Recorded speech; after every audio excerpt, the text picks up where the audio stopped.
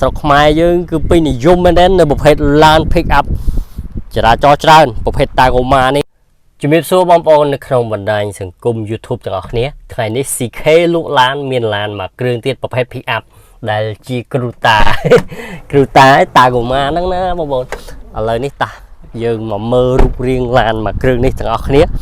ដែលទើបតែរៀបចំហើយបងប្អូនណាដែលចូលចិត្ត Pick Up ហើយលេងពិសេសលេងបែបកង់ក្រោះដូចនៅខាងក្រោយអញ្ចឹងតាទៅមើលទាំងអស់គ្នាវឹបនេះណែបងប្អូនអញ្ចឹងបងប្អូនវ៉ាវអ្នកណាដែលមិនស្គាល់ Tacoma ហើយអ្វីដែលពិសេសហ្នឹងនៅស្រុកខ្មែរយើងគឺពេញនិយមមែនទេនៅប្រភេទ Land Pick Up ចរាចរណ៍ច្រើនប្រភេទ Tacoma នេះណាឥឡូវនេះ CK នេះគឺបានតបតែងហើយស្រាប់ជាមួយនឹងប៉ាណាខាងមុខបែបនេះជង្គៀង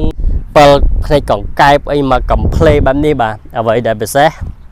យើងមកអត់មើលរៀងពីចំហៀងមើលគឺថាតបតែងដូរកង់យ៉ានថ្មី4គ្រាប់កំ play ហើយបើតាមបួវិញ highlight សើត្រួយជែកបងប្អូនមានបូឌីកង់ហើយស្រាប់ជាមួយនឹងតែមចំហៀងមកឆ្ងាញ់បងប្អូនមកស្អាតហើយឡាននេះគឺជាប្រភេទឡានពងពីកាបេតាបងប្អូនមើលរៀងប៉ុណ្នេះស្រឡាញ់អត់ហើយលេងប៉ុណ្នេះនៅខ្វះអីទៀតចូលរួម comment ទាំងអស់គ្នាមើលអូយតាមបួហ្វ្រាំងពណ៌សត្រួយជែកហើយលេងតែមឲ្យស្រាប់ណាបងប្អូនឡាននេះមានឃ្លុបលើដបូលត្រង់ក្រោយឲ្យស្រាប់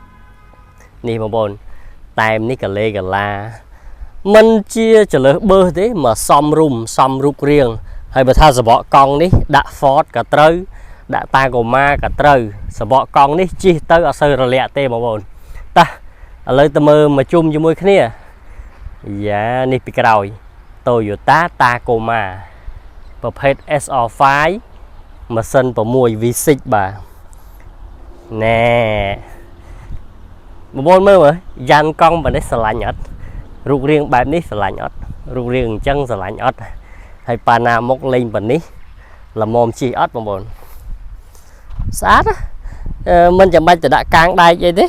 រៀងបែបនេះមកល្មមជាមួយនឹងត្រឡោកកញ្ចក់មានស្រោបអ៊ីណុកហើយស្រាប់ដៃទ្វារអីនេះមកមើលផ្នែកខាងក្នុងម្ដងចំពោះផ្នែកខាងក្នុងស្បែកពុកយ៉ានៅសនំស្អាតណានេះទាំងអស់ទាំងខាងក្រោយក្អីក្រោយនៅស្អាតទាំងអស់ស្បែកពុកស្បែកក្អីហើយដៃចកោតនេះមានប៊ូតុង volume ចកោតទៀតបងប្អូនហើយជាប្រភេទពងពីកាបេតាណែ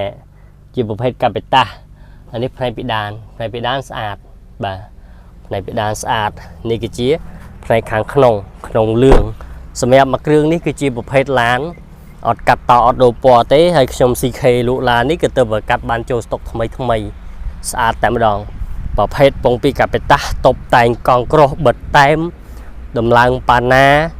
ខាងមុខបាទរូបរាងបែបនេះគឺមកឆ្ងាញ់បាទហើយមានឃ្លុបលើត្រង់ក្រោយស្រាប់ឥឡូវយើងទៅមើលកៅអីជួរក្រោយ